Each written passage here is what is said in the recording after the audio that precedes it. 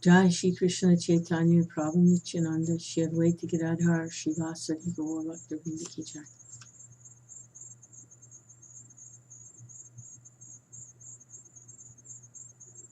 We always have to have shelter. And we will find shelter somewhere.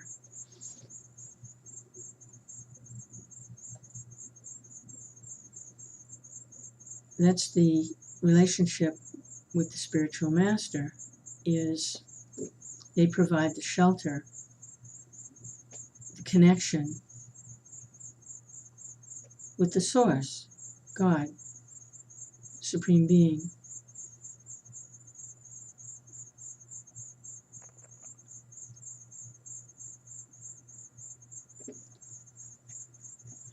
To have the spiritual master there before you, in physically present. Say someone was there during the time when Lord Jesus walked on the planet and they had direct contact with him. That would be shelter. They would have shelter from the illusion, from Maya. They would have shelter.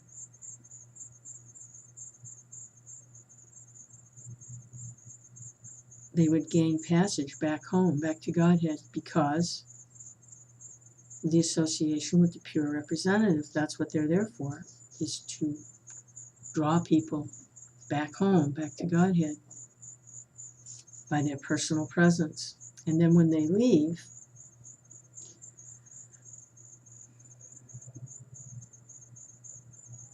they're still available by hearing about them and through those that have taken shelter of them in the mood of separation. Then they become the living contact. They're the ones walking around, and they're filled with the mood of separation.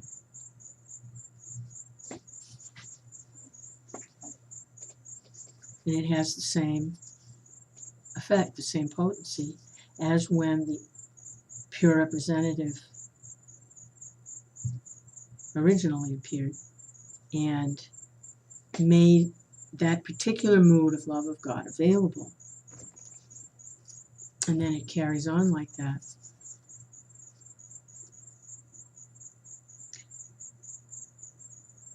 Through time and through the generations. So the association of a living representative like that is very, very, very valuable. It has instantaneous effect because they're empowered like that by the Lord.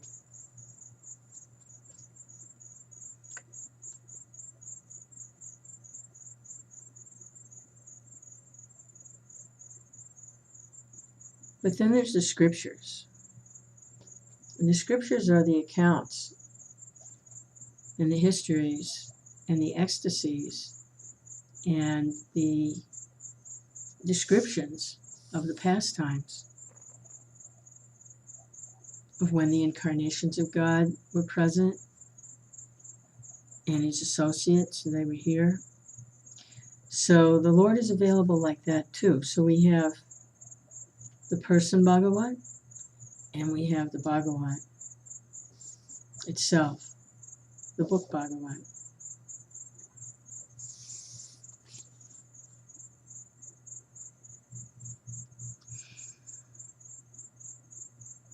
So we have to take shelter. We take shelter of both, the person Bhagavat and the book Bhagavat.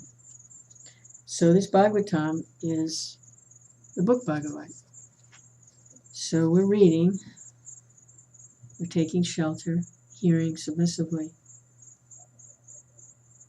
taking shelter of the Lord through his book Bhagavat, the Bhagavatam. So we're finishing up the chapter.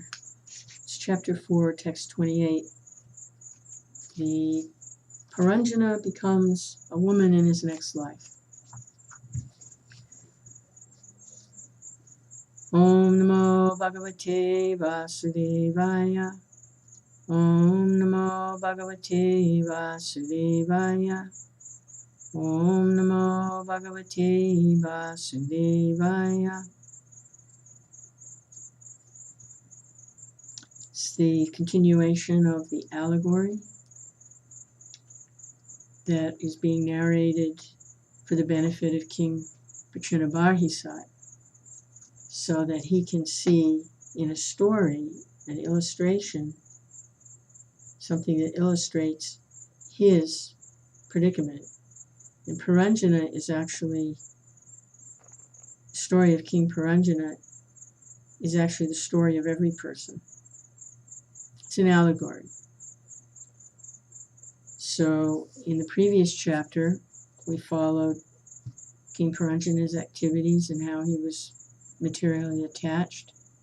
And so at the time of death, when he went before Yamaraj, and it was decided where he would go, he qualified because he was very attached to his wife. He took birth as a woman. And so that woman was then married to a king. Her name was Vidarbhi, and she was married to a devotee. Now this is all still allegory. These are not historical accounts. It's a story. And so this soul, who was first in the body of Purāṇa, then was transmigrated into the body of Vidarbhi, who was then married to a devotee. And they had their children represented the 9 processes of devotional service. So there's a lot of symbolism. So we're picking up here, and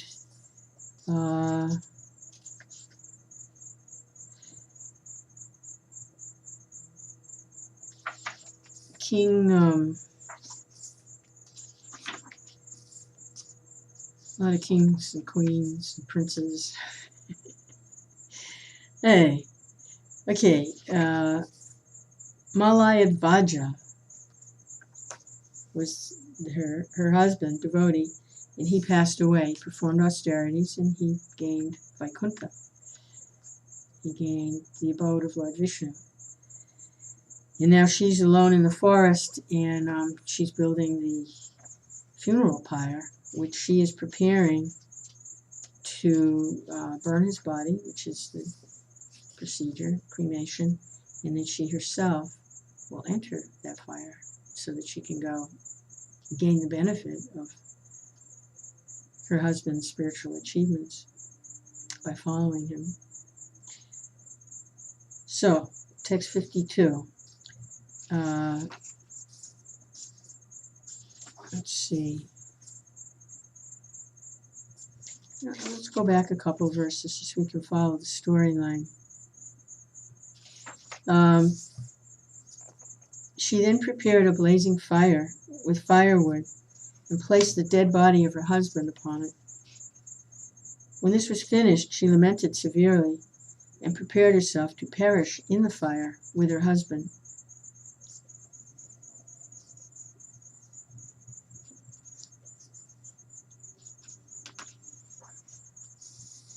My dear king, one Brahmin, who was an old friend of King Purāṇa, came to that place and began to pacify the queen with sweet words.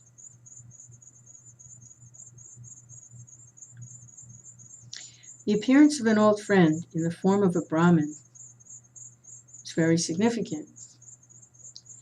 In his Paramatma feature, Krishna is the old friend of everyone. According to Vedic injunction, Krishna is sitting with the living entity side by side. The Lord is sitting within the heart of every living entity as the best friend. The Lord is always eager to have the living entity come home back to Godhead. Sitting with the living entity as witness, the Lord gives him all chances to enjoy himself materially.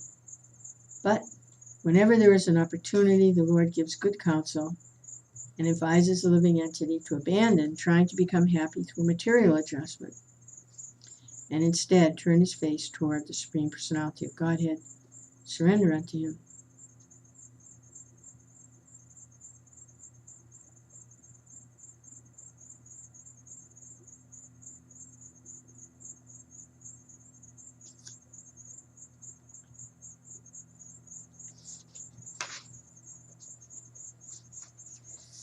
So, the Supreme Personality of Godhead, Paramatma, appeared before the queen as a Brahmin. But why didn't he appear in his original form as Sri Krishna? Vishwanath Chakravarti remarks that unless one is very highly elevated in loving the Supreme Personality of Godhead, one cannot see him as he is.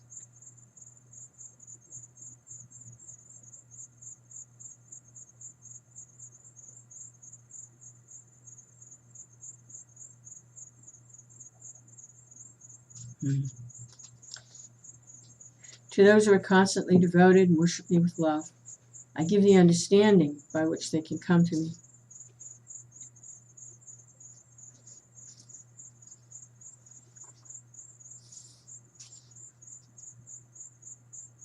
The Brahmin inquired as follows, "Who are you? Whose wife or daughter are you? Who is the man lying here? It appears you're lamenting for this dead body. Don't you recognize me? I am your eternal friend. You may remember that many times in the past you have consulted me."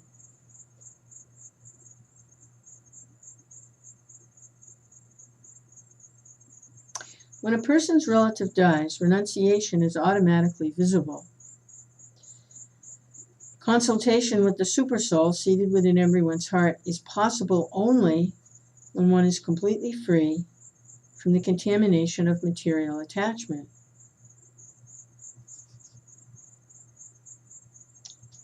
One who is sincere and pure gets an opportunity to consult with the Supreme Personality of Godhead in his Paramatma feature, sitting within everyone's heart.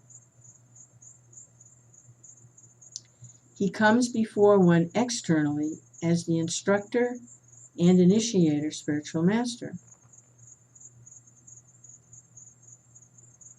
The Lord can reside within the heart, can also come out before a person and give him instructions. Thus, the spiritual master is not different from the Supersoul sitting within the heart.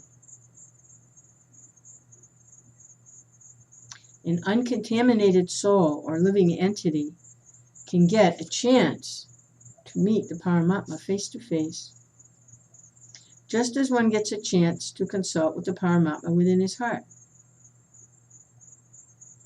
One also gets a chance to see him actually situated before him.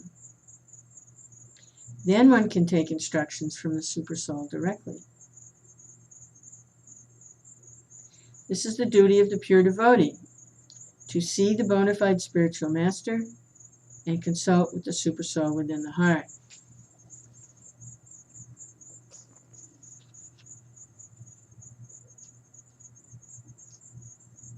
When the Brahmin asked the woman who the man lying on the floor was, she answered that he was her spiritual master and that she was perplexed what to do in his absence. At such a time, the Supersoul immediately appears, provided the devotee is purified in heart by following the directions of the spiritual master.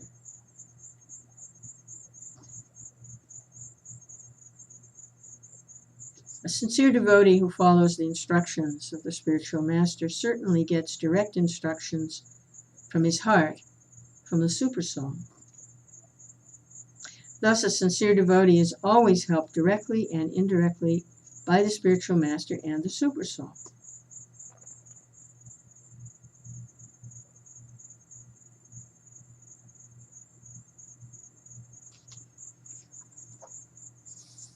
The Brahmin continued, My dear friend, even though you cannot immediately recognize me, can't you remember that in the past you had a very intimate friend?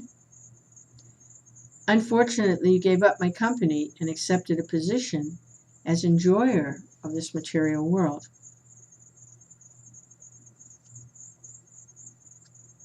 Ichadvesha samutena dvandva mohena bharata sarva bhutani samoham sargayanti parantapa.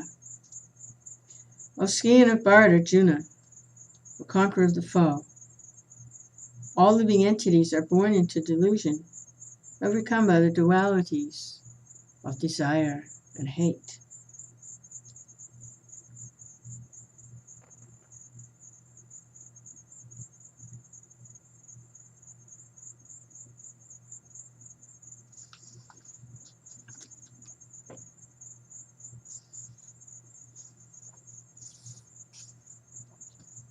My dear gentle friend, both you and I are exactly like two swans. We live together in the same heart, which is just like the Manasa lake.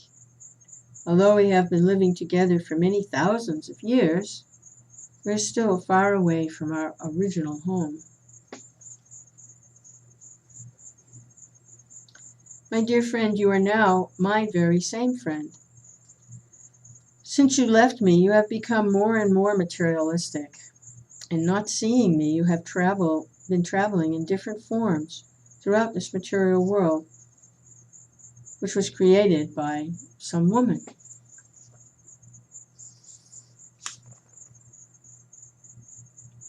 This external energy is described here as some woman or prakriti.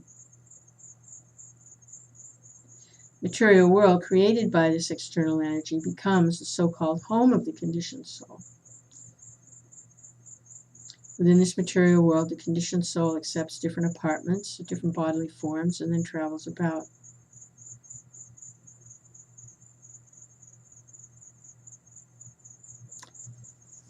Brahmanda Brahmite Kona Bhakti Guru Krishna Prasadipai Bhakti Lata Beach. The living entity wanders into many species of life, but he's fortunate when he once again meets his friend, either in person or through his representative.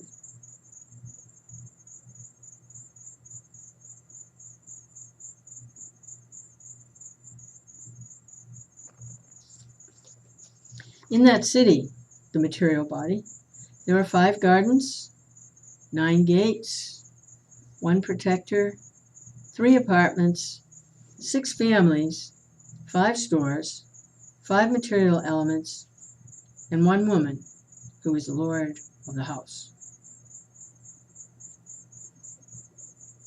My dear friend, the 5 gardens are the 5 objects of sense enjoyment, and the protector is the life air, which passes through the 9 gates. The 3 apartments are the chief ingredients, fire, water, and earth. The 6 families are the aggregate total of the mind and 5 senses.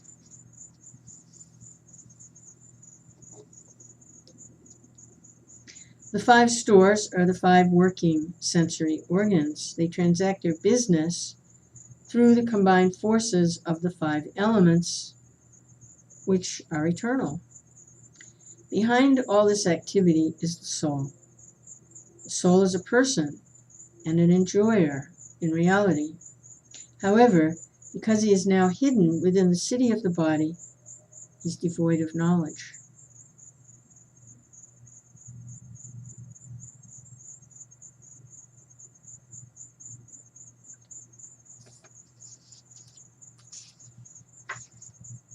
My dear friend, when you enter such a body, along with the woman of material desires, you become overly absorbed in sense enjoyment.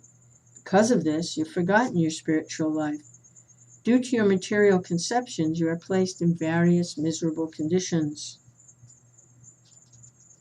Actually, you're not the daughter of Vidarbha, nor is this man Malavajji, your well-wishing husband, nor were you the actual husband of Paranjani.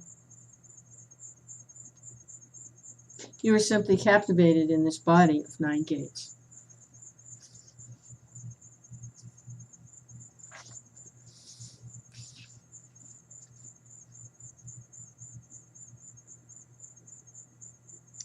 My dear living entities, you're being carried away by the waves of material nature. Sometimes you're on the surface. Sometimes you're being drowned. In this way, your eternal life is being spoiled. If you simply catch hold of Krishna, take shelter of his lotus feet, you will once again get free from all the miserable material conditions.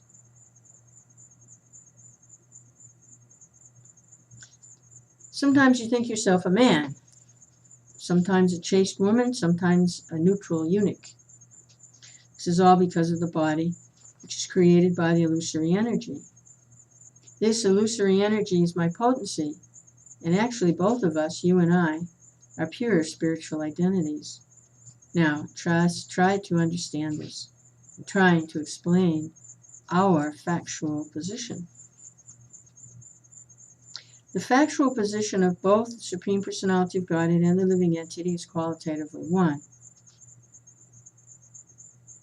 The Supreme Lord is the Supreme Spirit, Supersoul, and the living entity is the individual spiritual soul.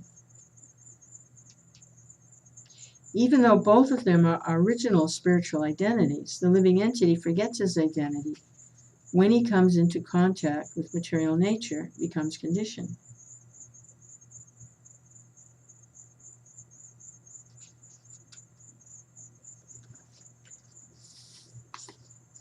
My dear friend, I, the Supersoul, and you, the individual soul, are not different in quality, for we're both spiritual. In fact, my dear friend, you are qualitatively not different from me in your constitutional position. Just try to consider this subject. Those who are actually advanced scholars who are in knowledge do not find any qualitative difference between you and me.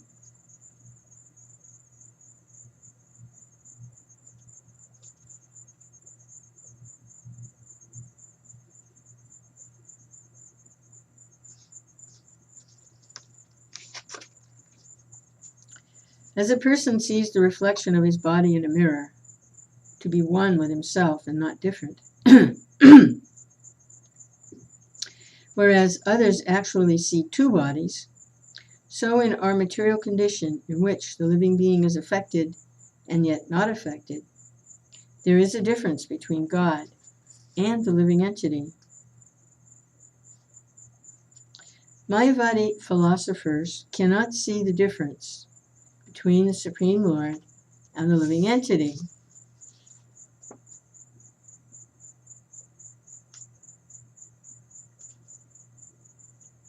When the sun is reflected in a pot of water, the sun knows that there's no difference between himself and the reflected sun in the water.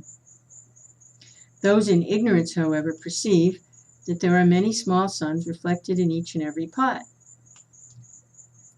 As far as the brilliance is concerned, there is a brilliance both in the original sun and in the reflections, but the reflections are small, whereas the original sun is very large.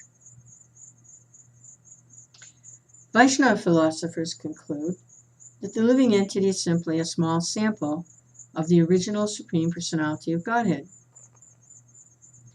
Qualitatively, God and the living entities are one, but quantitatively, the living entities are small fragments of the Supreme Personality of Godhead.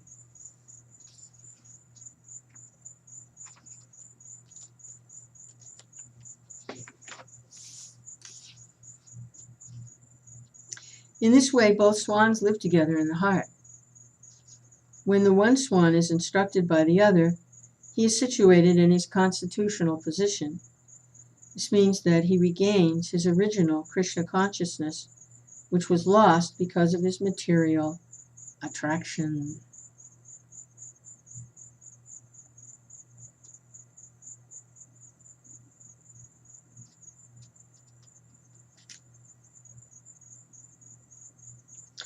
One has to learn Bhagavad Gita from a realized soul.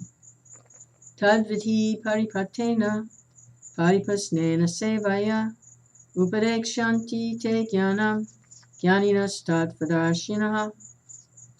Just try to learn the truth by approaching a spiritual master. Inquire from him submissively, render service unto him. self-realized soul can impart knowledge unto you because you've seen the truth.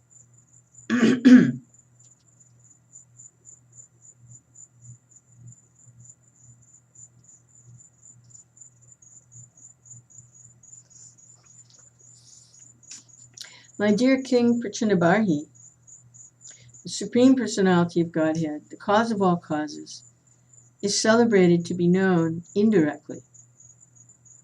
Thus I have described the story of Puranjana to you. Actually, it is an instruction for self-realization.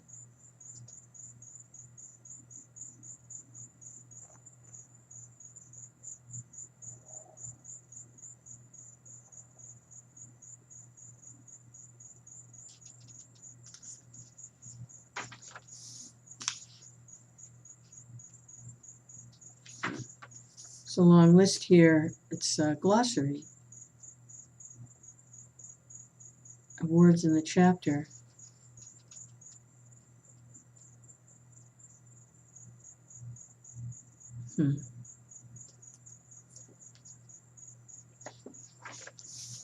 Interesting that would be there.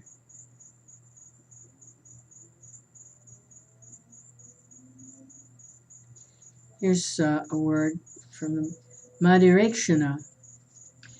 Madhirakshana refers to one whose eyes are so attractive that one who observes them becomes maddened by her.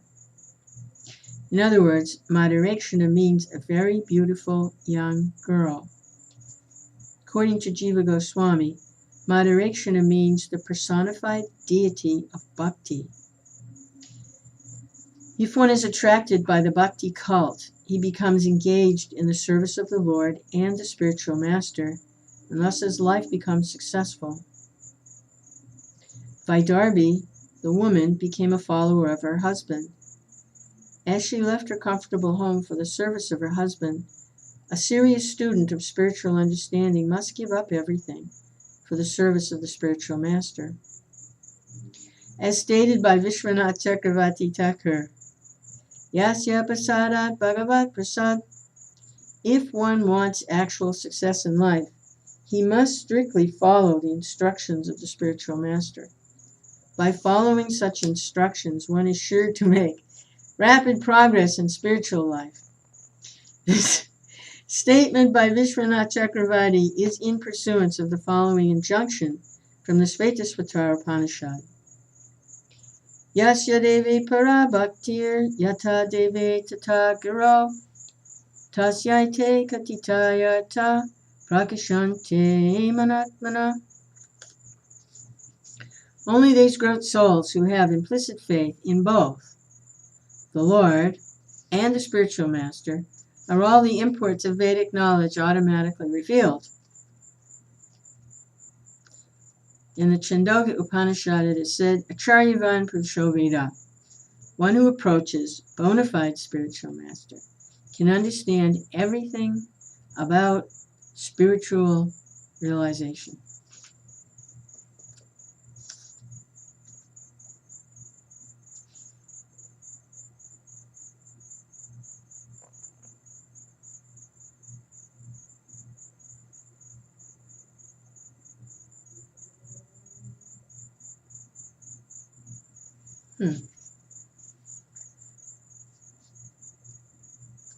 So, Vaidarbhi, this was the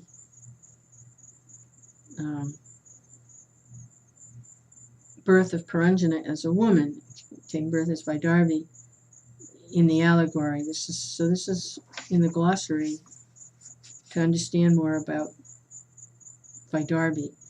The woman who was formerly a man but took birth as a woman in his next life because of too much attachment to a woman. Darbha means kusha grass. In fruitive activities or karmakandi ceremonies, one requires kusha grass. Thus, Vaidarbhi refers to one who takes birth in a family of karmakandya understanding. However, if by karmakanda activities one by chance comes in contact with a devotee, as Vaidarbhi did when she married Malayadvaja, his life becomes successful. He then pursues devotional service of the Lord. The conditioned soul becomes liberated simply by following instructions of the bona fide spiritual master. And then sutta is a word used here for the son of Vaidarbhi, or in other words, one who is somewhat advanced in fruitive activity and who comes in contact with the devotee spiritual master. Such a person becomes interested in the subject matter of devotional service. Thus end the Bhaktivedanta purports of the 4th canto, 28th chapter of Srimad Bhagavatam, entitled Puranjana Becomes a Woman in the Next Life. So we still have a little more time to be able to read and take shelter with transcendental sound vibrations. Srimad Bhagavatam, saints and sages, the Lord and His associates. Hare Krishna. So chapter 29, talks between Narada and King Prachanabarhi. So they were already discussing, but now this is after the allegory. So King Prachanabarhi replied, "My dear Lord, we could not appreciate completely the purport of your allegorical story of King Puranjana. Actually, those who are perfect in spiritual knowledge can understand, but for us who are overly attached to fruitive activities, to realize the purpose of your story is very difficult.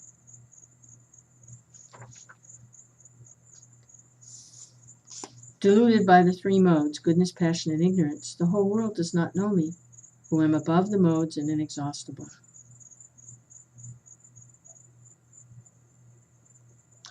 Generally, when people are engaged in sinful or pious activities, they're not perfect in knowledge of devotional service. The allegorical story narrated by Narada Muni to King Prachanabarhi is especially meant to engage conditioned souls in devotional service. The entire story narrated allegorically is easily understood by a person in devotional service. But those who are engaged not in devotional service but in sense gratification cannot perfectly understand it, and this is admitted by King Barhisman. The great sage Narada Muni continued, "You must understand that Puranjana, the living entity, transmigrates according to his own work into different types of bodies, which may be one-legged, two-legged, three-legged, four-legged, many-legged, or simply legless. Transmigrating into these various types of bodies, the living entity, as the so-called enjoyer, is known as Puranjana.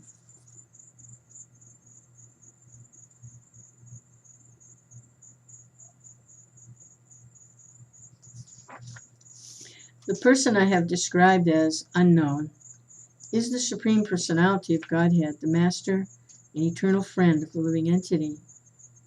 Since the living entities cannot realize the Supreme Personality of Godhead by material names, activities, or qualities, he remains everlastingly unknown to the conditioned soul.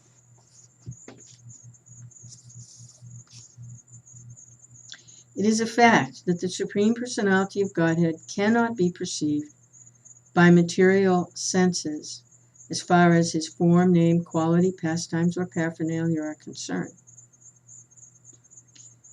However, when one is spiritually advanced, one can understand the name, form, qualities, pastimes, and paraphernalia of the Supreme Lord. Bhaktimam abhijananti avanyascha smitadvataha. One can understand in truth the Supreme Personality of Godhead only when one is engaged in devotional service.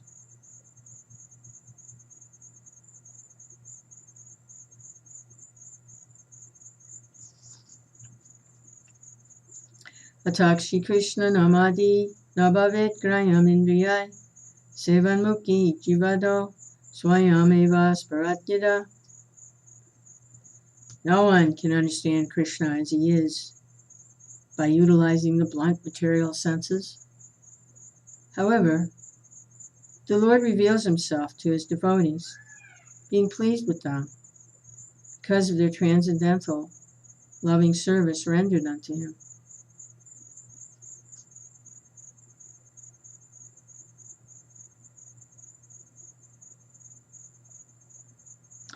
When the senses are purified by devotional activity, the devotee understands everything about the Lord by the Lord's grace.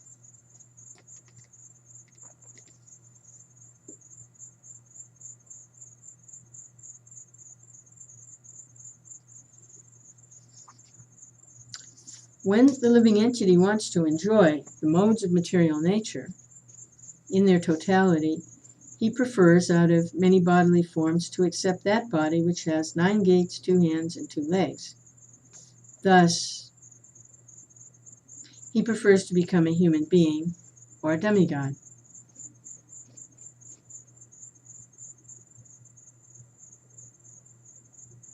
This is a very nice explanation of how the spiritual being, the part and parcel of God, Krishna, accepts a material body by virtue of his own desires. Accepting 2 hands, 2 legs, and so on, the living entity fully enjoys the modes of material nature.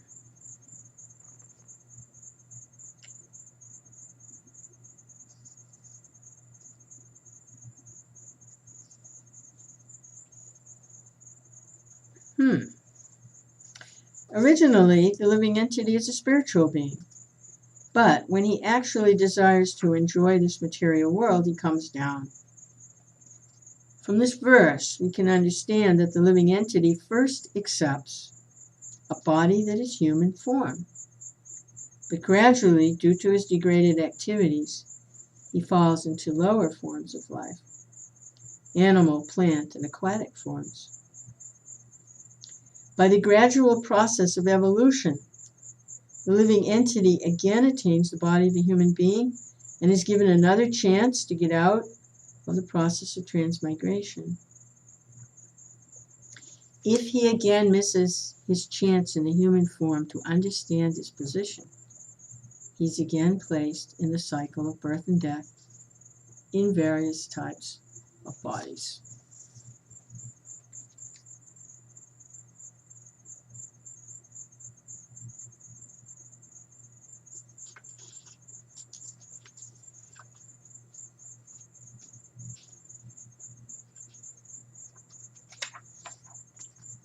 The great sage Narada continued,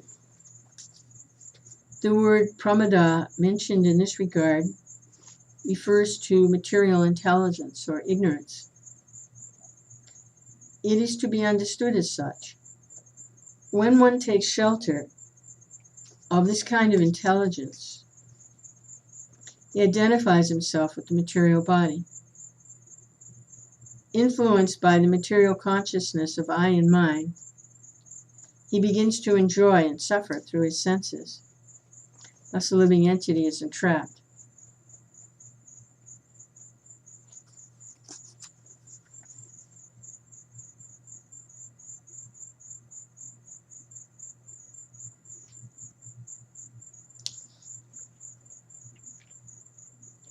The 5 working senses and the 5 senses that acquire knowledge are all male friends of Puranjani. The living entity is assisted by these senses in acquiring knowledge and engaging in activity. The engagement of the senses are known as girlfriends. And the serpent, which was described as having 5 heads, is the life air acting within the 5 circulatory processes.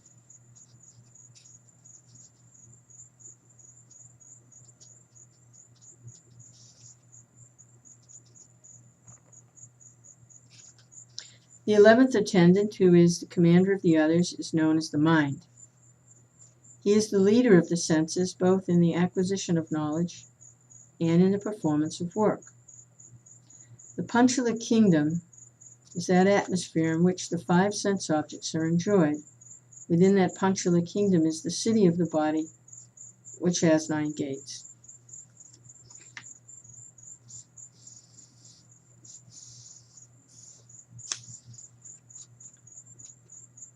The eyes, nostrils, and ears are pairs of gates situated in one place. The mouth, genital, and rectum are also different gates. Being placed into a body having these 9 gates, the living entity acts externally in the material world and enjoys sense objects like form and taste. 2 eyes, 2 nostrils, and a mouth, altogether 5, are situated in the front. The right ear is accepted as the southern gate, the left ear the northern gate. The 2 holes or gates situated in the west are known as the rectum and the genital.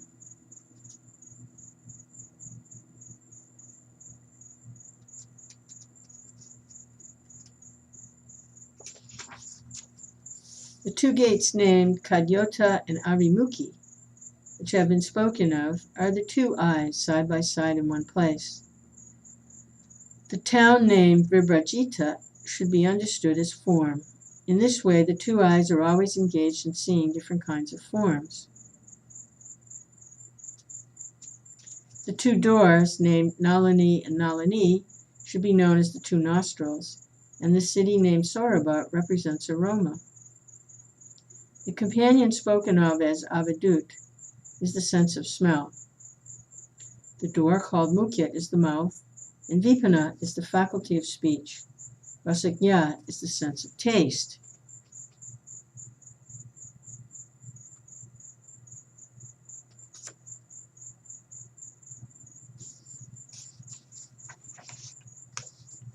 The city called Apana represents engagement of the tongue in speech, and Bahudan is the variety of foodstuffs. The right ear is called the gate of Pitrihu, and the left ear is called the gate of Devahu. Narada Muni continued.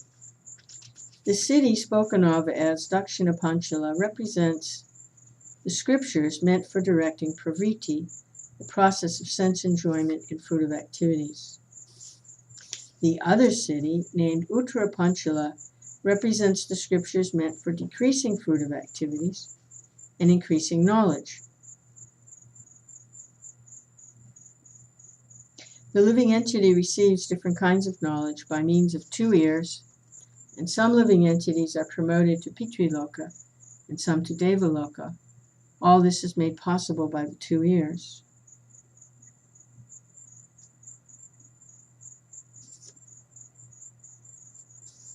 The city called Gramaka, which is approached through the lower gates of Asuri, the genital, is meant for sex, which is very pleasing to common men who are simply fools and rascals. The faculty of procreation is called Dharmada, and the rectum is called Nariti. Purport. When the world becomes degraded, civilization becomes demoniac. And for the common man, the rectum and the genital are taken very seriously as the center of all activity. Oh God. Even in such a sacred place as Vrindavan, India, unintelligent men pass off this rectal and genital business as spiritual activity. Such people are called Sahajiya. According to their philosophy, through sexual indulgence, one can elevate oneself to the spiritual platform. From these verses of Srimad Bhāgavatam, however, we understand that the desires for sexual satisfaction are meant for the arvak, the lowest among men. To rectify these rascals and fools is very difficult. After all, the sex desires of the common man are condemned in these verses. The word dharmada means wrongly directed, and nariti means sinful activity. Although this clearly indicates that sex indulgence is abominable and misdirected, even from the ordinary point of view, the Sahajiyas nonetheless pass themselves off as devotees conducting spiritual activities. For this reason, Vrindavan is no longer visited by intelligent men. Sometimes we are often asked why we have made our center in Vrindavan. From the external point of view, it can be concluded that Vrindavan has become degenerate due to these Sahaja activities. Yet, from the spiritual point of view, Vrindavan is the only place where all these sinful persons can be rectified by means of taking birth in the form of dogs, hogs, and monkeys. By living in Vrindavan as a dog, hog, or monkey, the living entity can be elevated to the spiritual platform in the next life.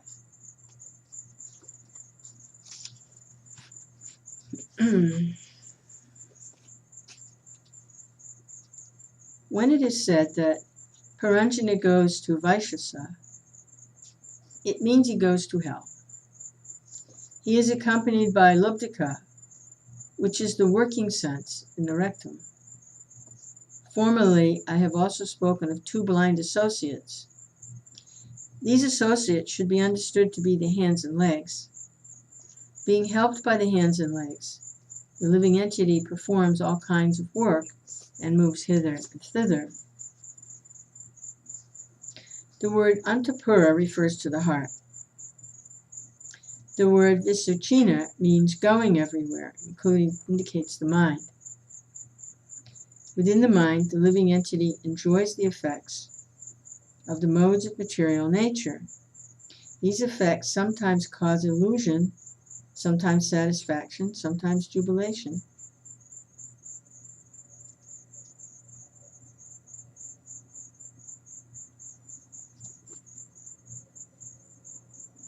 The mind and intelligence of the living entity in material existence are affected by the modes of material nature. And according to the association of material modes, the mind is habituated to go here and there. The heart feels satisfaction, jubilation, or illusion according to the effects of the modes of material nature. Actually, the living entity in his material condition remains inert. It is the modes of material nature that act on the mind and heart. The results are enjoyed or suffered by a living entity. Pakrite kriyamanani gunai karmani sarvasa ahankara vimudatma kartahamiki manyate. The bewildered spirit soul, under the influence of the three modes of material nature, thinks himself the doer of activities that are in actuality carried out by nature. Formerly, it was explained that the queen is one's intelligence. While one is awake or asleep, that intelligence creates different situations. Being influenced by contaminated intelligence, the living entity envisions something and simply imitates the actions and reactions of his intelligence. The queen of Purāṇa is described herein as intelligence itself. Intelligence acts both in the dream state and in the waking state, but it is contaminated by the three modes of material nature. Since the intelligence is contaminated, the living entity is also contaminated. In the conditioned state, the living entity acts according to his contaminated intelligence. Although he simply remains an observer, he nonetheless acts, being forced by a contaminated intelligence, which in reality is a passive agent.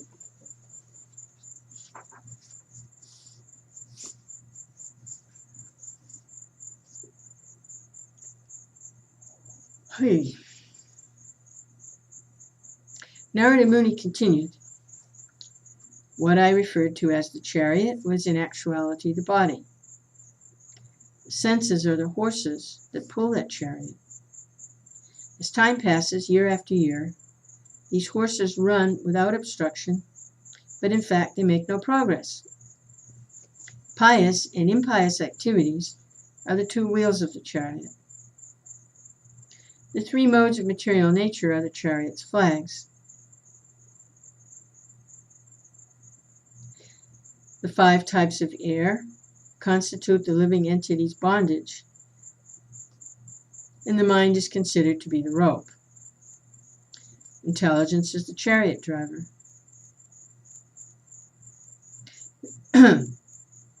The heart is the sitting place in the chariot, and the dualities of life, such as pleasure and pain, are the knotting place. The 7 elements are the coverings of the chariot, and the working senses are the 5 external processes.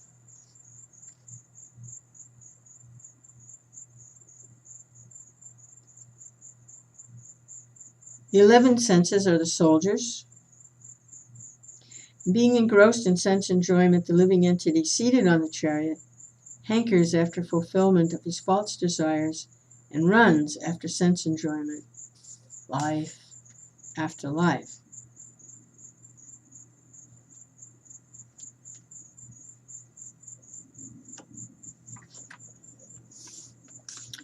What was previously explained as Chandavega, powerful time, is covered by days and nights named Gandharvas and Gandharvis.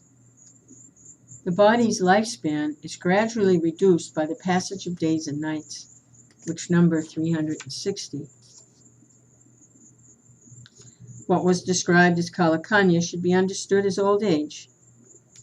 No one wants to accept old age, but Yavaneshwara, Yavanaraj, who is death, accepted Jara, old age, as his sister.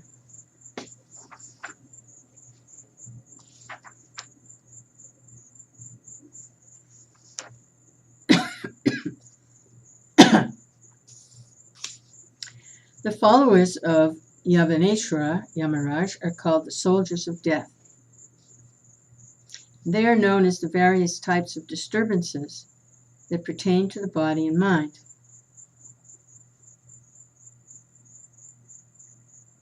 Prajvar represents the 2 types of fever, extreme heat, extreme cold, typhoid, and pneumonia. The living entity lying down within the body is disturbed by many tribulations pertaining to providence, to other living entities, and to his own body and mind.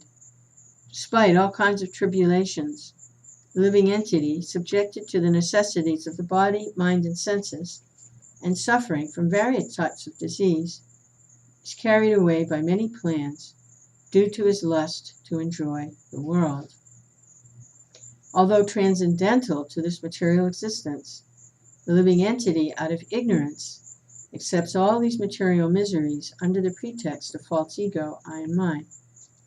In this way, he lives for 100 years within this body.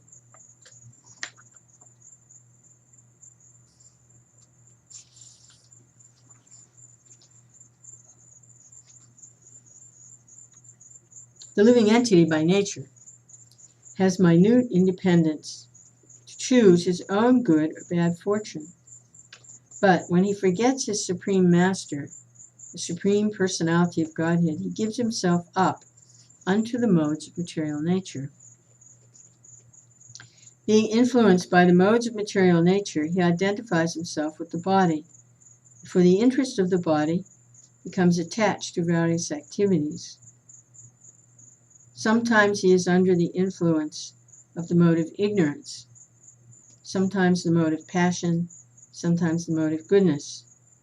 Living entity thus gets different types of bodies under the modes of material nature.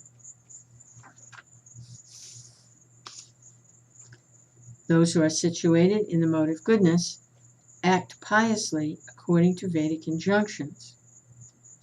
Thus they are elevated to higher planetary systems where the demigods live. Those who are influenced by the mode of passion engage in various types of productive activities in the planetary systems where human beings live. Similarly, those influenced by the mode of darkness are subjected to various types of misery and live in the animal kingdom. Covered by the mode of ignorance in material nature, the living entity is sometimes a male, sometimes a female, sometimes a eunuch, sometimes a human being, sometimes a demigod, sometimes a bird, an animal, and so on. In this way, his wandering within the material world, his acceptance of different types of bodies is brought about by his activities under the influence of the modes of material nature.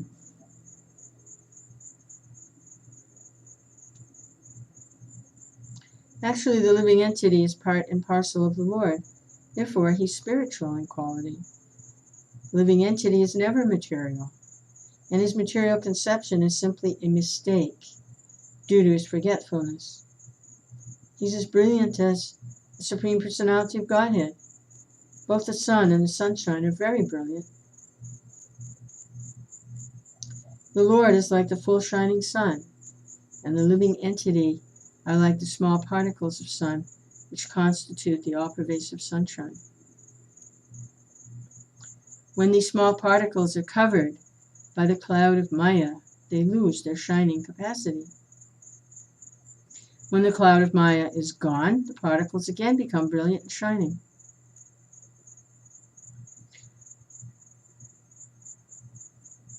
As soon as the living entity is covered by the ignorance of Maya or darkness, he cannot understand his relationship with the Supreme God. Somehow or other, if he comes before the Lord, he can see himself as shining as the Supreme Lord, although he's not as extensive as the Lord. Because the living entities desire to imitate the Supreme Lord, he's covered by Maya. We cannot imitate the Lord, nor can we become the supreme enjoyer. It's not possible. When we think it is, we become conditioned by Maya. Thus, the engagement of the living entity under the clutches of Maya is brought about by forgetfulness of relationship with the Supreme Lord.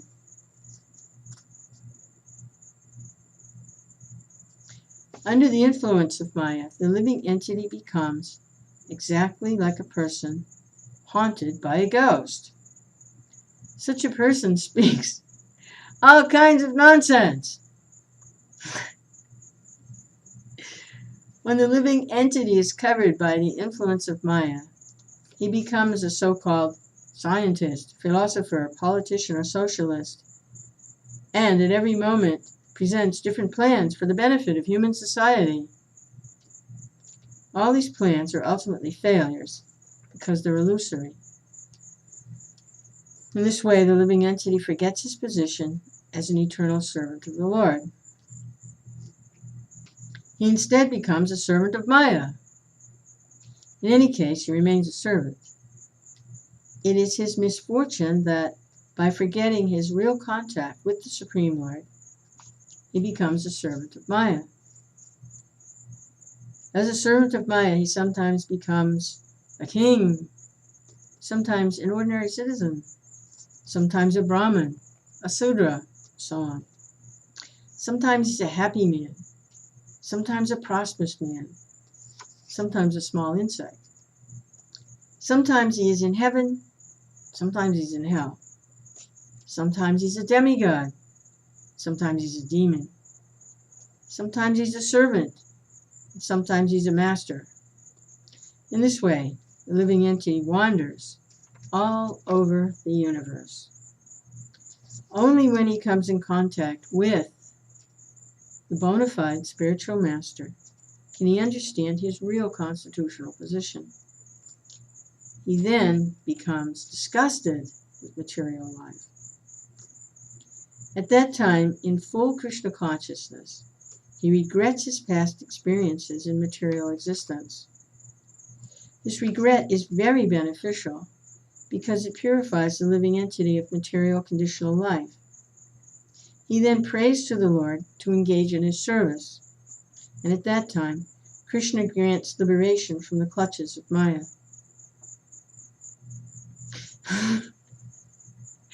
Lord Krishna explains this in Bhagavad Gita. Davyesha gunamai mamamaya dharatyaya mamavaye prapadyante mayamitam tarantite.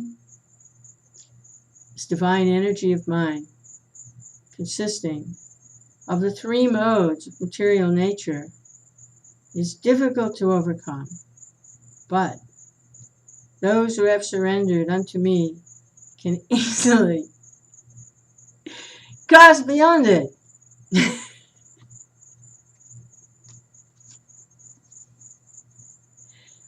Hey, Krishna.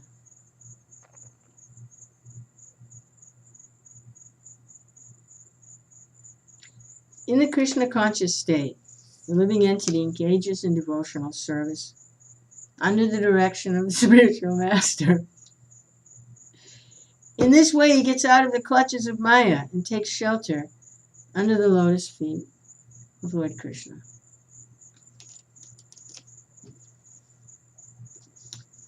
The living entity is exactly like a dog who, overcome with hunger, goes from door to door for some food. According to his destiny, he sometimes receives punishment and is driven out, and at other times receives a little food to eat. Similarly, the living entity, being influenced by so many desires, wanders in different species of life according to destiny.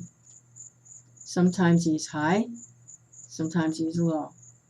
Sometimes he goes to the heavenly planets, sometimes goes to hell, sometimes to the middle planets, and so on.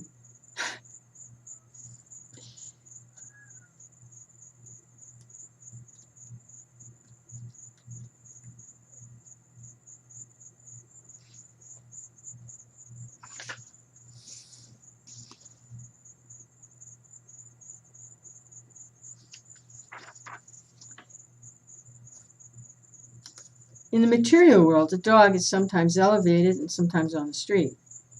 But in the spiritual world, Krishna's dog is perpetually, eternally happy. Bhaktivinoda Thakur has therefore sung,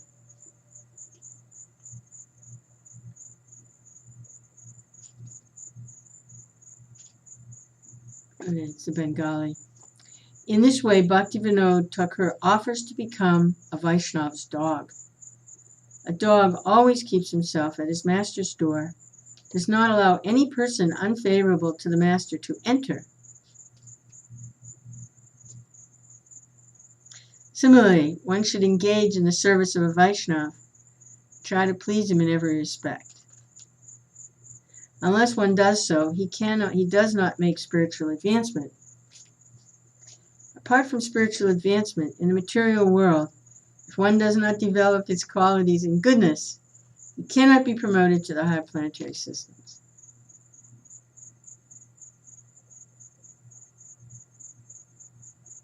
Those situated in the mode of goodness gradually go upward to the higher planets. Those in the mode of passion live on the earthly planet. Those in the mode of ignorance go down to the hellish worlds.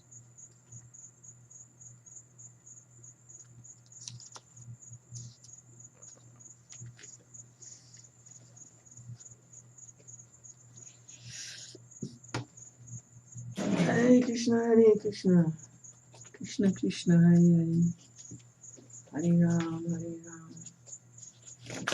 Ram Ram, Hare Hare. The living entities are trying to counteract different miserable conditions pertaining to providence, other living entities, or the body and mind. Still, they must remain conditioned by the laws of nature, despite all attempts to counter these laws.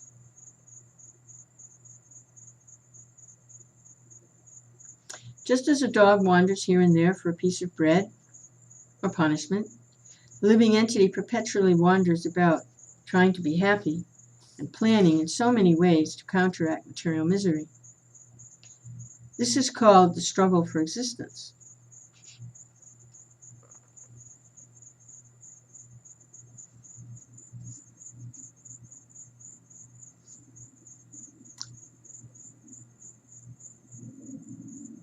If one does not endeavor to counteract his situation, but is satisfied with his position, knowing that he has obtained his position through past activities, he can instead engage his energy to develop Krishna consciousness. Hey, this is recommended in all Vedic literature. Persons who are actually intelligent and philosophically inclined should endeavor only for that purposeful end which is not obtainable even by wandering from the topmost planet down to the lowest planet. As far as happiness derived from sense enjoyment is concerned, it can be obtained automatically in course of time, just as in course of time we obtain miseries, even though we do not desire them. One should simply try to develop his Krishna consciousness and not waste his time trying to improve his material condition. Actually, the material condition cannot be improved. The process of improvement means accepting another material condition.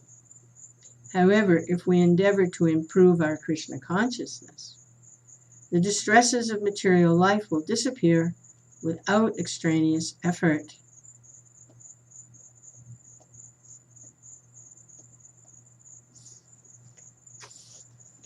Hey! A man may carry a burden on his head, and when he feels it to be too heavy, he sometimes gives relief to his head by putting the burden on his shoulder. In this way, he tries to relieve himself of the burden. However, whatever process he devises to counteract the burden does nothing more than to put the same burden from one place to another.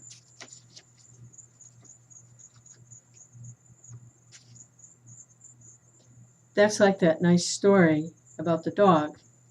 Here we go with the dogs. That's another little dog story. It's a very hot day. The sun is beating down on the concrete pavement, asphalt pavement, and the dog is so hot. So he crawls underneath a car to get some shade. But after he's under there a few minutes, he notices that there's oil dripping on him because he's under the front part of the car where the engine is. It has an oil leak, and he's getting oil on him.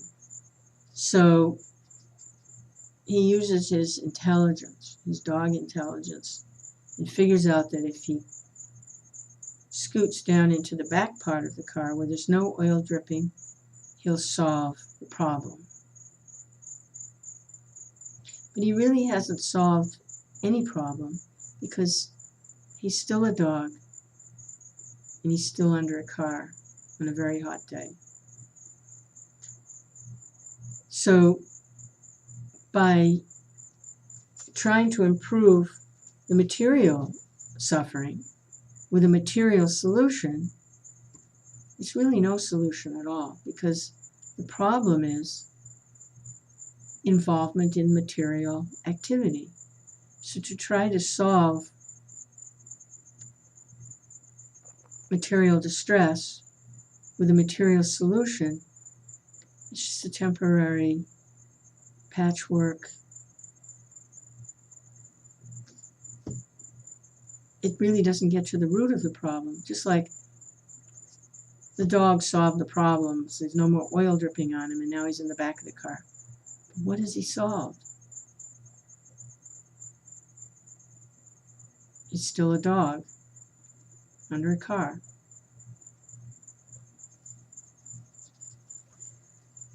So that's like this example with the man carrying the burden. It's too much for being on top of his head, so he moves it to his shoulder. But he's still carrying a burden. So Prabhupada says, similarly, human society in the name of civilization is creating one kind of trouble to avoid another kind of trouble. We see that there are many automobiles manufactured to carry us swiftly from one place to another. But at the same time, we've created other problems. So many roads. The roads are insufficient to cope with congestion and traffic jams, air pollution, fuel shortage. The conclusion is the processes we manufacture to counteract or minimize our distresses do not actually put an end to our pains. It's an illusion. We simply place the burden from the head to the shoulder. The only way we can minimize our problems is to surrender unto the Supreme Personality of Godhead, give ourselves up to His protection. The Lord, being all-powerful, make arrangements to mitigate our painful life in material existence. Narada Muni continued, O you who are free from all sinful activity, no one can counteract the effects or fruit of activity simply by manufacturing a different activity devoid of Krishna consciousness. All such activity is due to our ignorance.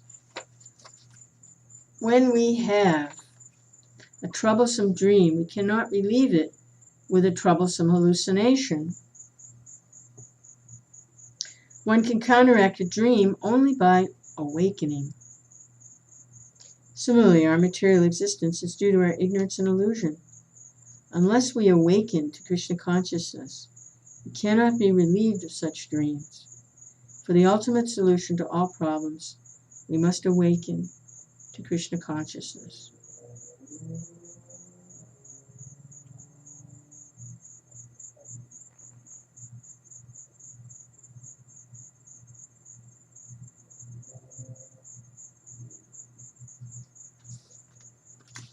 Sometimes we suffer because we see a tiger in a dream or a snake in a vision, but actually there is neither a tiger nor a snake.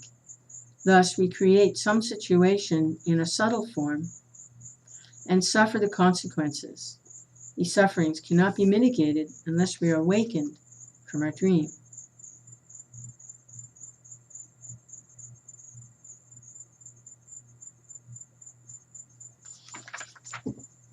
The real interest of the living entity is to get out of the nescience that causes him to endure repeated birth and death.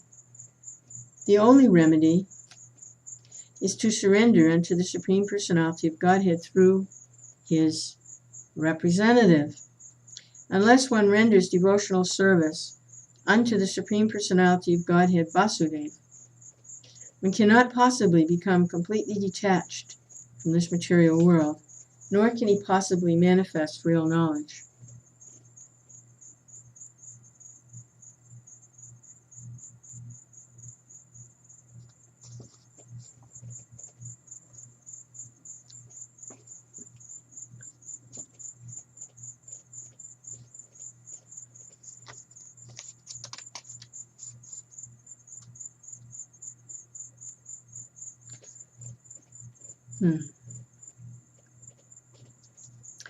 To get out of this entanglement, one has to take to devotional service of Lord Vyāsadeva, Krishna, Supreme Personality of Godhead. The word guru is significant in this connection. The word guru may be translated as heavy or the supreme. In other words, the guru is the spiritual master. Srila Rishabhdev advised his sons, one should not take up the post of spiritual master unless he is able to lead his disciple from the cycle of birth and death.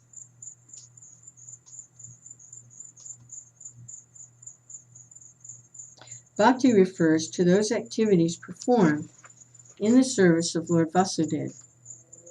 Because Lord Vyāsadeva is the Supreme, one should engage oneself in his service, not in the service of the demigods.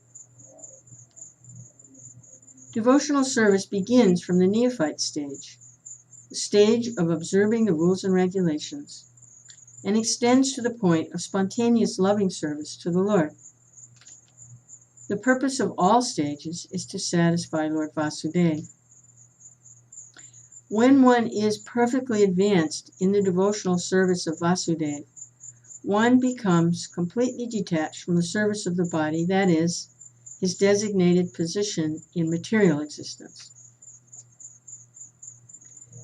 After becoming so detached, one becomes actually perfect in knowledge and engages perfectly in the service of Lord Vāsudeva.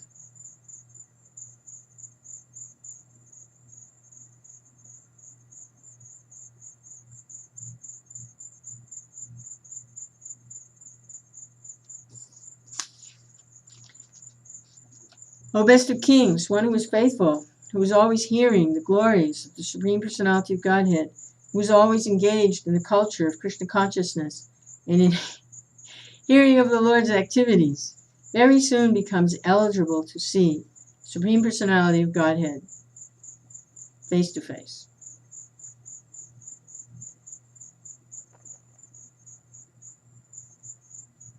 Constant engagement in the transcendental loving service of Vāsudeva means constantly hearing the glories of the Lord.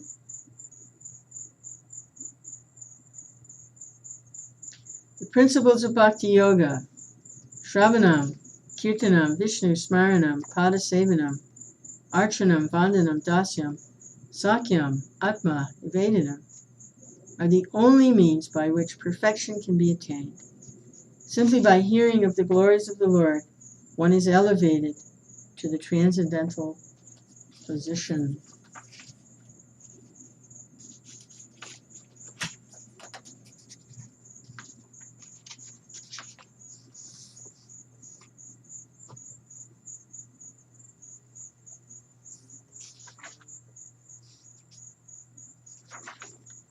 So, that's pretty good. Constantly hearing the glories of the Lord. It shouldn't be a problem because they're unlimited. Unlimited. So, it can be constantly hearing, never run out.